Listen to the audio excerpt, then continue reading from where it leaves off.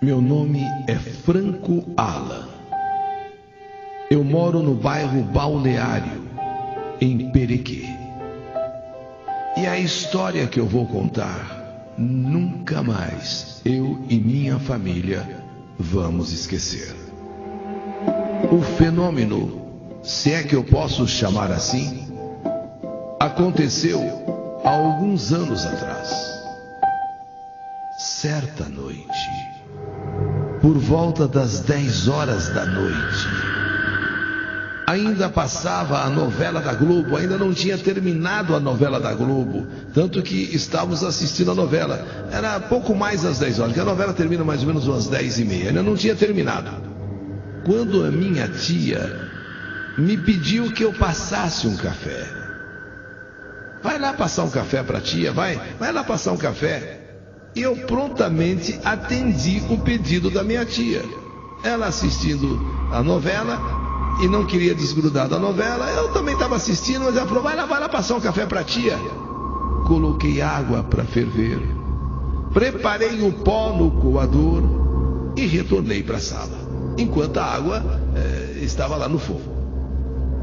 Morávamos numa casa de 3 cômodos, com um quintal amplo no fundo, um corredor na lateral da casa estreito e um outro quintalzinho na frente da casa com um portão de pedestre. A casa onde morávamos. Porque hoje eu moro no bairro Balneário, em Perequê. Mas o fato aconteceu exatamente onde morávamos, no Itaim Paulista, para depois nós termos mudado para cá, no Balneário Perequê. Então a casa localizada em Itaim Paulista, local que sabemos ter uma criminalidade um tanto alta. E nessa nossa casa moravam 11 pessoas nela, sendo 6 crianças e 5 adultos, 11 pessoas. Quando então aconteceu o que eu vou contar. Todas as crianças, as 6, a minha tia, o meu tio e o meu bisavô, que na época tinha deficiência visual, estavam todos em casa. A minha mãe trabalhava em um hotel durante a noite, portanto, durante as madrugadas. E o meu pai, como motorista de ônibus, ele chegava sempre em casa quando o dia estava amanhecendo, porque ele também trabalhava até uma certa hora da madrugada, até deixar o ônibus na garagem, então ele chegava com o dia já amanhecendo. A minha mãe também chegava assim quando o dia amanhecendo, porque ela trabalhava num hotel à noite. Quando então a água que eu tinha posto no fogo começou a ferver, quer dizer, a água do café começou a ferver, então eu voltei à cozinha para passar o café. Foi quando então, não só eu, minha tia e quem estava ali em casa, começamos a ouvir fortes barulhos vindo de cima da casa. A novela ainda já indo para o final, eu na cozinha passando o café, quando ficamos petrificados. Alguém dava fortes passos e rápidos passos por cima do telhado de casa. Nossa! Tia, a senhora está ouvindo, tia? A minha tia, que estava tão presa na novela, até ela saiu um pouco da novela. Ela falou, estou ouvindo, parece uns barulhos em cima, como se alguém estivesse andando no telhado e dando passos rápidos por cima do telhado da nossa casa. Todos nós ouvimos, todos nós. E o pior, ouvíamos inclusive telhas como que cedendo com o peso de quem estava caminhando sobre o telhado. Era tão forte o caminhar da pessoa que chegou até a cair pequenos pedacinhos de cimento da união das telhas com a parede. Caiu inclusive um pedacinho na cama do meu bisavô. Eu que estava passando o café, a minha tia com os demais assistindo novela.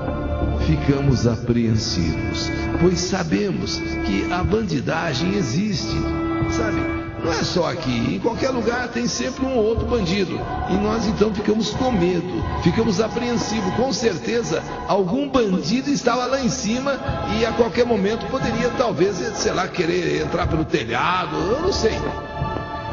Chegamos a pensar, o que essa pessoa quer no telhado da nossa casa? Por que no telhado? E o barulho, a pessoa andando no telhado, às vezes caía um pedacinho aqui, sabe quando a telha desce, junto aqui na parede, quando ela desce, junto aqui na parede, então caiu um pedacinho às vezes de cimento, tanto que um pedacinho de cimento caiu na cama do meu bisavô. A minha tia e o meu tio pegaram cada um uma faca. Revólver nós não temos em casa, ou não tínhamos em casa. Então o meu tio e a minha tia, sabe, para se prevenir, se armaram. Cada um foi lá na cozinha, eu passando o café, e cada um pegou uma faca. E ficaram esperando o momento dessa pessoa, sei lá, cair dentro de casa, cair do telhado, ou sabemos o que estava armando. Tamanho barulho, tamanho alvoroço que estava fazendo ali em cima de casa. Então ficou a minha tia com a faca e ficou meu tio com a faca, sabe? Os dois, um num canto, outro no outro. Aonde aparecer, tem que meter faca. Tem que enfiar a faca. Não dá moleza, porque ou você mata ou você morre. É assim, sabia? Ou você mata ou você morre. Em certas horas não tem que titubear. Então, ficamos lá, aquele negócio de passar lá para cima, lá do telhado. Andava para cá, andava para lá, esse cara está encontrando um caminho para vir aqui e cair dentro de casa, aqui na sala. Vão ficar armados com a faca. De repente, ouvimos a tampa da caixa d'água sendo removida. O que será que está acontecendo em cima? De repente, aquela tampa deu-nos a impressão de estar sendo colocada em cima do telhado. E parecia que o cano estava sendo quebrado. Tudo isso nós estávamos aqui embaixo, sabe? O que a gente faz? Chama a polícia? Vai ser um alvoroço? Vamos esperar um pouquinho. Bom, podíamos ouvir muita água caindo, inclusive no telhado. E ouvíamos toda essa água caindo no nosso corredor da lateral da casa. Nós ficamos apavorados. Já agora era quase meia-noite, quando ouvimos o indivíduo, ou sei lá se tinha mais de um, descer, arrastando os pés pelas paredes do corredor estreito e caminhar, fazendo barulho nas britas, aquelas pedrinhas que se coloca assim no chão, né? Aquelas britas.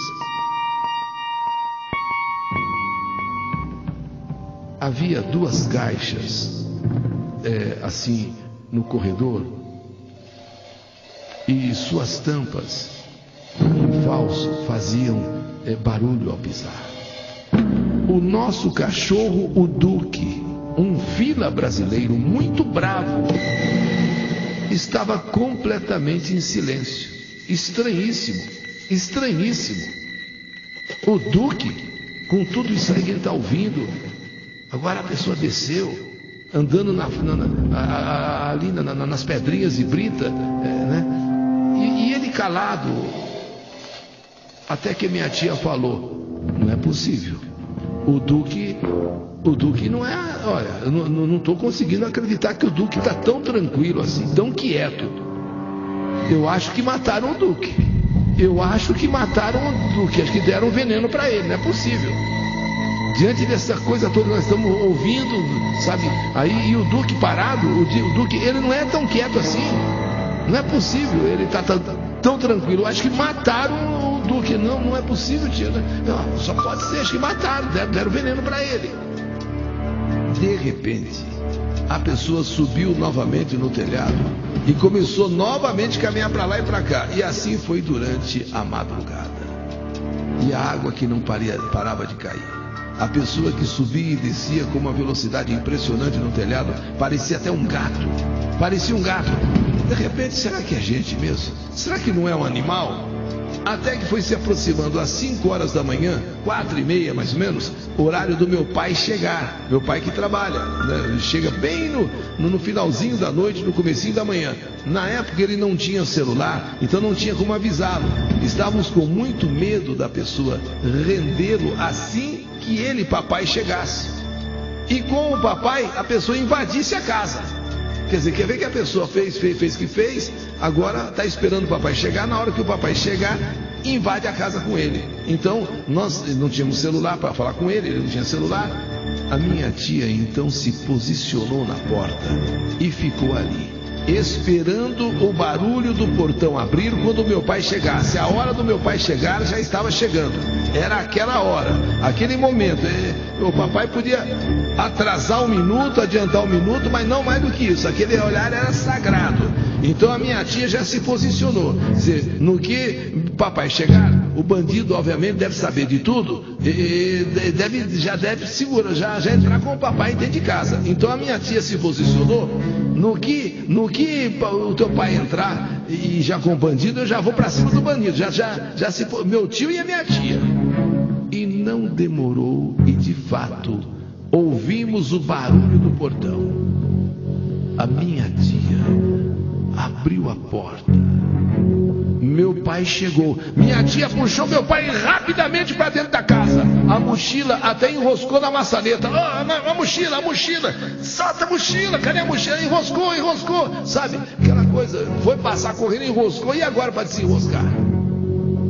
Isso tudo para aumentar mais a agonia ainda. Porque a minha tia falou: entra. E tem bandido aí. Entra. E enroscou.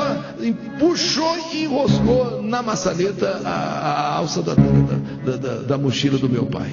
Enfim, dentro de casa. Ele estava em segurança.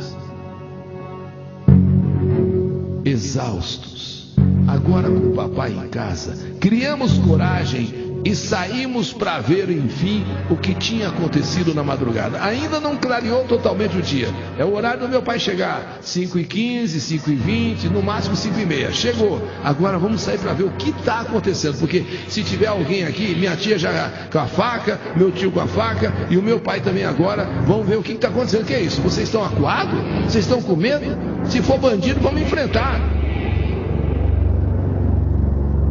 Para nossa surpresa, não havia nada quebrado como nós imaginamos.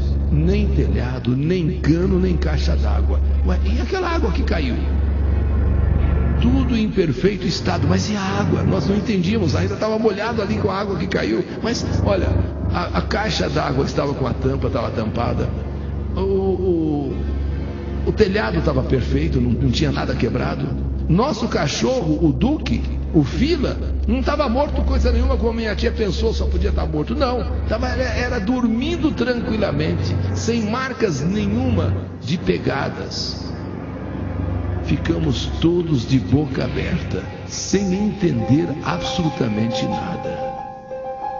Foi quando alguém disse: "Isso aí não pode ser algum espírito, não? Ei, você está louco?" Bem, a gente não sabe qual seria pior, se um bandido ou se um espírito. Mas espírito? Como espírito? Não, se não tem nada fora do lugar, se está tudo bem, e nós ouvimos o que ouvimos, ficamos aí tanto tempo aí, sabe, assombrados com o negócio, sabe, e não tem nada errado. Fomos até os nossos vizinhos para perguntar se eles ouviram algum barulho, e todos disseram que não. Alguma coisa então acontece nessa casa, porque outras noites, não imediatamente, mas outras noites, com intervalos às vezes de 3, 4 noites, ouvimos pessoas caminhando sobre a casa. A caixa d'água sendo tirada, a tampa, a água caindo. Convivemos mais algum tempo naquela casa e sinceramente nós não tínhamos explicação. A casa era nova, a casa foi construída por nossa família, moramos lá por 3 anos.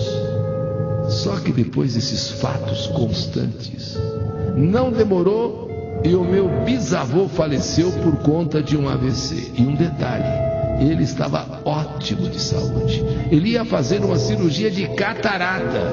Havia feito todos os exames e os médicos chegaram a cumprimentar, a parabenizar o meu bisavô, que ele tinha uma saúde que parecia um menino.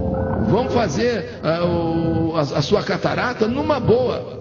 E de repente, ele entrou felicíssimo no hospital na data marcada para fazer a cirurgia de catarata, sentou. Durante o almoço, ele almoçou e eu comi no mesmo prato que ele, porque ele adorava mimar os netos. Só que ele entrou no banheiro para escovar os dentes, porque era o dia em que ele ia fazer a cirurgia da catarata. Ele entrou, então, depois que almoçou, ele entrou para escovar os dentes e quando saiu, ele já voltou deformado. Sabe a boca assim, ó? A boca assim, todo deformado. Eu não sei o que aconteceu. Eu não sei o que aconteceu. Vô, o senhor está com a boca torta, vô. O que aconteceu, vô? Eu não sei. Eu não tô nem conseguindo lavar a boca.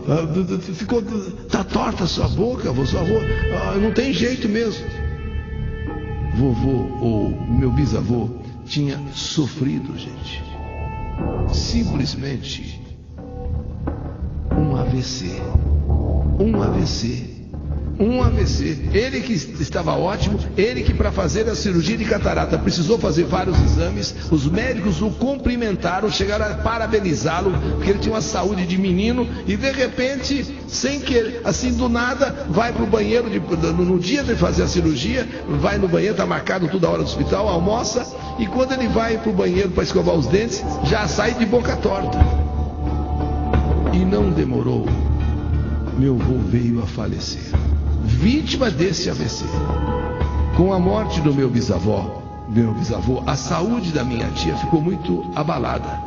Começaram algumas discussões da minha família que antes eram inexistentes. O sono da gente começou a ser perturbado. O Duque, o cachorro fila brasileiro, começou a ficar inquieto, avançava nas pessoas do nada. E não é que ele também, o próprio cachorro Duque, morreu de repente, sofreu um infarto. E de forma misteriosa.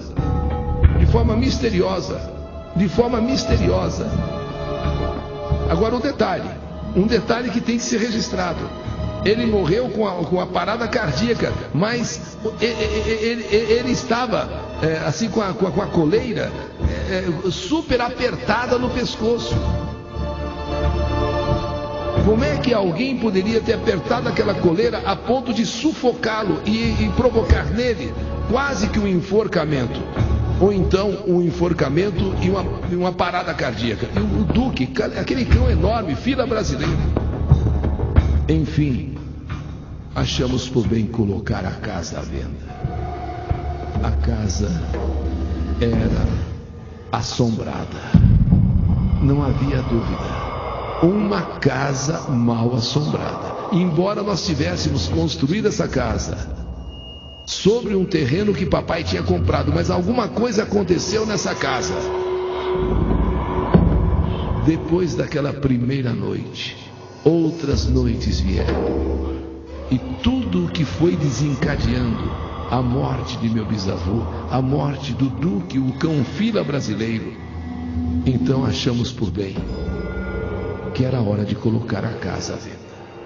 E quando algo assim acontece com a pessoa, a gente pensa que pode ter sido algo da nossa imaginação, dos nossos medos, dos nossos temores, porque todo mundo tem medo da noite, tem medo de assombração, tem medo de barulho que escuta, mas quando todas as pessoas ouvem, quando um grupo de pessoas presencia, aí nós nos sentimos impotentes.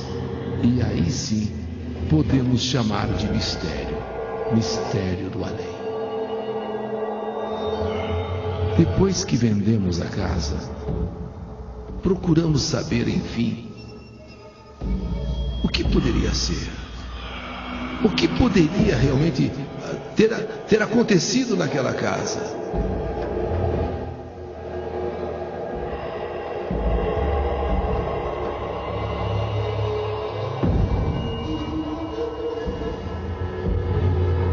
descobrimos. A casa em si foi construída por nós sobre um terreno. Um terreno que a gente veio saber depois era um lugar usado que eles chamavam de desova.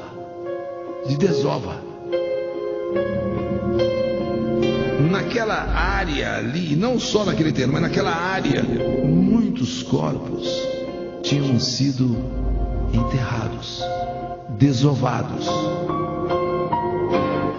Se isso é a explicação que procurávamos, não sabemos. Mas de qualquer maneira, entendemos que alguma coisa misteriosa e estranha existia. E talvez fossem espíritos de pessoas que foram ali desovadas, sepultadas, jogadas, sabe? E a nossa casa, com certeza, teria sido levantada sobre esse lugar onde várias pessoas teriam sido simplesmente mortas e escondidas, sepultadas. Ou alguém se arrisca a dar um palpite do que realmente acontecia. Um barulho misterioso. Imagine a noite. Lá, uma bela noite, você vai coar um café atendendo um pedido da sua tia que está assistindo novela na televisão. Enquanto a água está fervendo, você vem para a sala para continuar assistindo um pouquinho da novela. Aí você já presume que a água está fervendo, você vai para lá. E quando você vai coar o café, o barulho. E outras noites. Mas amanhece o dia e nada está fora do lugar. Só a noite. Só nas madrugadas, depois da meia-noite. Se é verdade ou não que aquele local era usado para desova, nós não sabemos. Mas que algo misterioso do além, do outro mundo, acontecia. Com certeza.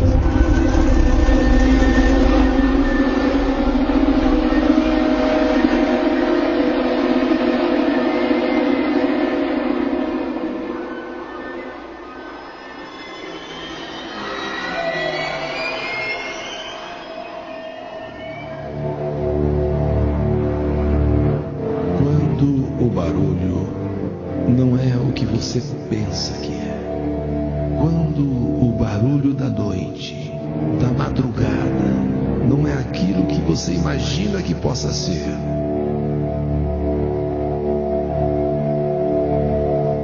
É um barulho do outro mundo. É um barulho provocado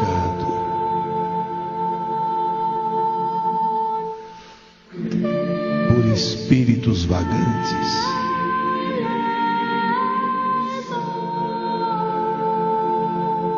por almas,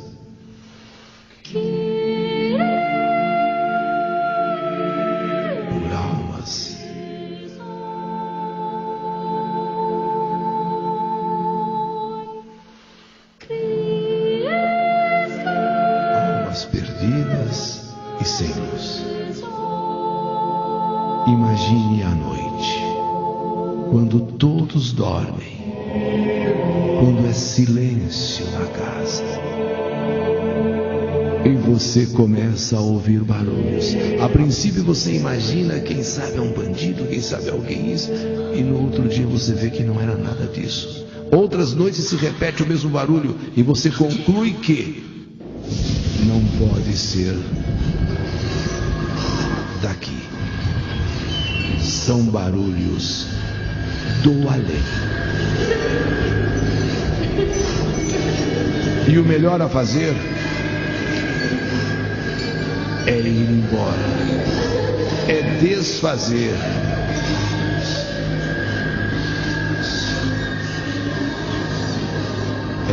partir.